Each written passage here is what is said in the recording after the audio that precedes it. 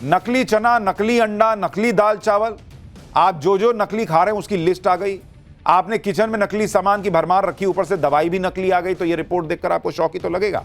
देखिए जरा, आजकल खाने पीने वाली हर चीज में ऐसी मिलावट होने लगी है कि देखकर सुनकर आप हैरान रह जाएंगे कि भाई अब क्या ही खाएगा आदमी। हालत ऐसी हो गई कि बिना मिलावट का सामान नहीं मिल रहा, मिल जाए तो किस्मत समझिए। दूध, पनीर, मक्खन, घी को तो छोड़ ही दीजिए। हालत यह है कि मार्केट में भाई मिलावटी चना आ गया है और मिलावटी अंडा मिल रहा है, नकली दाल चावल धड़ल्ले से बिक रहा है।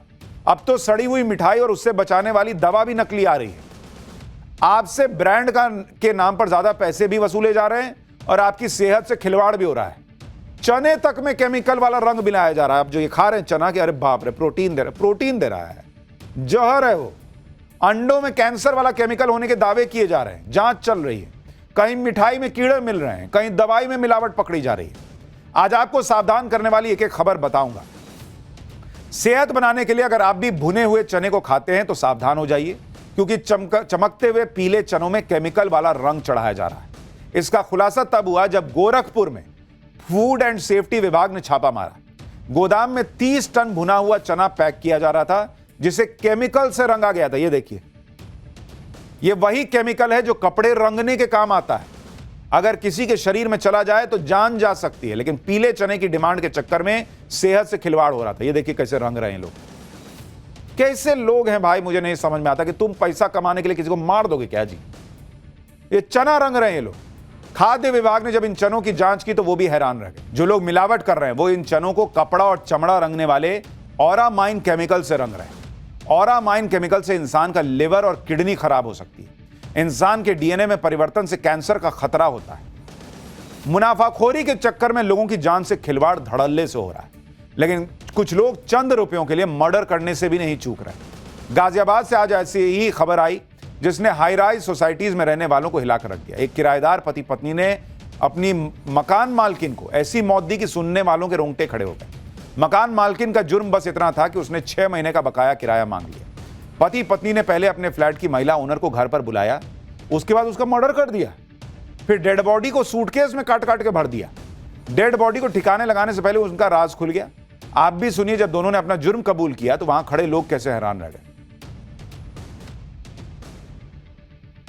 बताइए, मकान मालकिन किराया मांगने उसको मार दिया, कह रहा है कि मेरे पे हाथ मत उठाना, तुमको हाथ उठाने में दर्द हो रहा है, दूसरे को मार दिए। क्या ही लोग हैं भाई।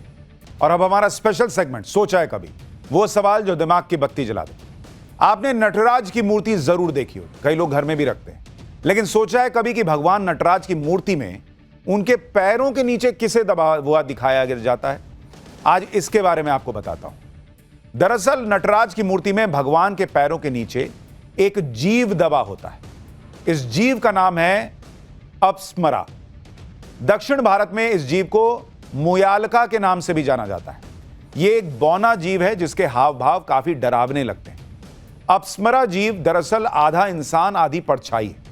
मान्यताओं के मुताबिक सदियों पहले साधु सन्यासियों में ज्ञान और ताकत का अहंकार आ गया था। उनके पूजा पाठ उनके लिए हथियार बन गए। एक बार उनके हवन से अजीबोगरीब जीव निकलने लगे, सांप, दैत्य और आखिर में एक छोटे कद का जीव निकला। यह जीव कोई आम बौना नहीं था, बल्कि उलझन, कंफ्यूजन और अहंकार की वजह से जन्मा था। इसी का नाम अप्समरा पड़ा। यह दुनिया में घूमता और लोगों के अंदर अहंकार और भ्रम पैदा करता। इसकी वजह से बुद्धिमान व्यक्ति भी अपनी समझ और सूझबूझ खो बैठते थे। जब अप्समरा ने साधु सन्यासियों को भी नुकसान पहुंचाना शुरू किया, तब उनको उसके खतरनाक होने का एहसास हुआ। तब भगवान शिव प्रकट हुए एक नर्तक के रूप में। उन्होंने एक पैर अप्समरा के ऊपर रख दिया जिससे वो दबा रहे, लेकिन वो उसे मारना नहीं चाहते थे, क्योंकि अज्ञानता को कभी नष्ट नहीं किया जा सकता। उन्होंने अप्समरा के ऊपर ही नृत्य करना शुरू कर दिया और उसे कभी उठने ही नहीं दिया।